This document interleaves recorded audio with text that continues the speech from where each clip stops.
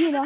Okay. Hi, hello, this is Simply Yan and LX, and welcome to our YouTube channel. And welcome to Camsur Water Sports Complex here in Pili, Camarines Sur. So, silayan po natin ang ganda ng CWC ngayon. So, tinanggal ko po yung original sound ng video na to, kaya nag-voice over na lang po ako kasi sobrang lakas ng hangin dito. As in, ang lakas. So, ayan. May nag-wakeboarding po. So, this is my Jowa Bell. So, sobrang happy siya kasi na-date niya ako ngayong araw na to. After a long, long time ago. Kilig na kilig siya. Ako pala yung kinikilig. Ayan o, sobrang... So, sobrang lakas na hangin kasi dito. Nagmukha na akong bruha. Kasi nandito kami sa kabilang port. So, mas malakas ang hangin dito. Yung feeling ko nga, yung cellphone na hawak ko, liliparin na ng hangin. So, ayan, sobrang ganda at sobrang tahimik dito ngayon.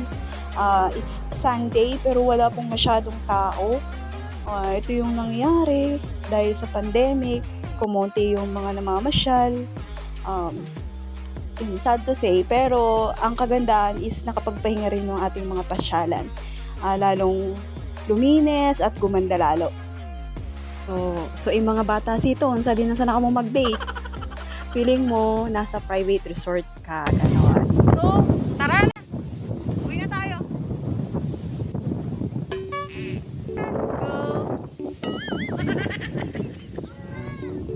Nakadalawang ayaw na ako sa aking Jowa Bell, pero ayaw pa rin tumayo. Tingnan mo, nag-enjoy sa kakalanghap ng sariwang hangin dito.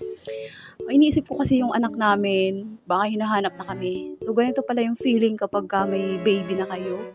Kapag nagde-date kayo mag-asawa, wow, date. Hindi ba pwedeng namasyal lang, napadaan lang.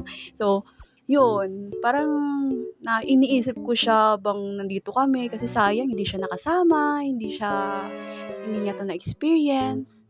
So, sayang din kasi hindi ko mabunot yung puti kong buhok dyan. So, yun, nauwi na kami kasi pupunta pa kaming Naga, tapos kukunin pa namin yung anak namin sa Bato, tapos uwi na kami ng aming tahanan sa Nabwa. So, yun. Salamat naman at pinasyal ako ng aking jowa dito for the first time. Thank you! So, ito na. We're going to Naga. At si, ang anakes ay baka hinahanap na kami. Feeling vlogger talaga, no? Okay. Tara na. Okay. Hey! Baka mahulog ako. So, bago po matapos ang video na to, mag-iwan muna ako ng isang kasabihang libre lang maging masaya, kaya pakyawin mo na. Salamat po sa panonood. Ingat po tayong lahat. God bless us all.